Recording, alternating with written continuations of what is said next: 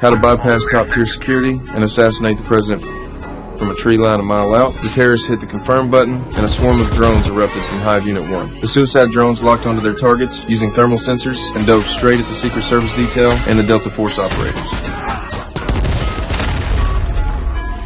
My instincts told me these drones had tracking capability, so I immediately called for my team to cover the president and keep him still. But the terrorists launched a second wave, unleashing a precision strike on the boats, escorting the president across the lake. With drones screaming toward us head-on, I raised my weapon and fired, but they swerved right past me in beeline for the president. That's when the president's bodyguard made the ultimate call. He shoved the president into the water and used his own body to absorb the lethal blast.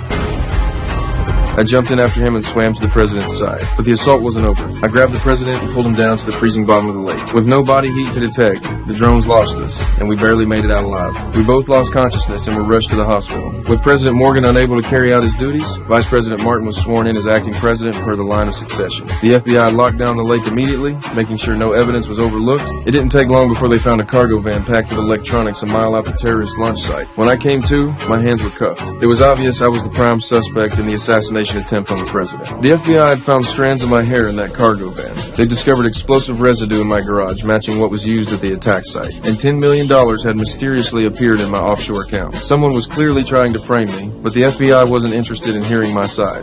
What the fuck is wrong with you? I was detained and held for interrogation. I had saved the president from terrorists 3 times, and now I was being branded a traitor who tried to kill him. What I didn't see coming was what happened during the transfer. The terrorists used high-tech equipment to fry the vehicle's circuit boards. Before the cops could even react, the lead car was T-boned and flipped, and the tail car got hit right after. The terrorists stepped out with assault rifles and gunned down every officer in the convoy,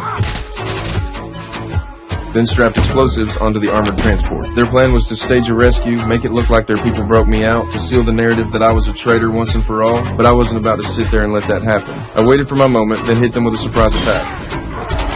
After a brutal close-quarters fight, the vehicle slammed into a tree. I used the opening to pull the firing pin from one of their rifles and pick my handcuffs. That's when I realized I actually knew these terrorists. Just 2 months earlier, my old war buddy Wade had opened a tactical training facility. He was also a private military contractor who'd worked with the government for years, but the Department of Defense had pulled the plug on all contractor agreements, and Wade lost his income stream. He was on the verge of going bankrupt. He'd come to me hoping I could steer the Special Forces training contracts his way so he could pay off his debts. Never in a million years did I think a brother I'd fought alongside would stab me in the back.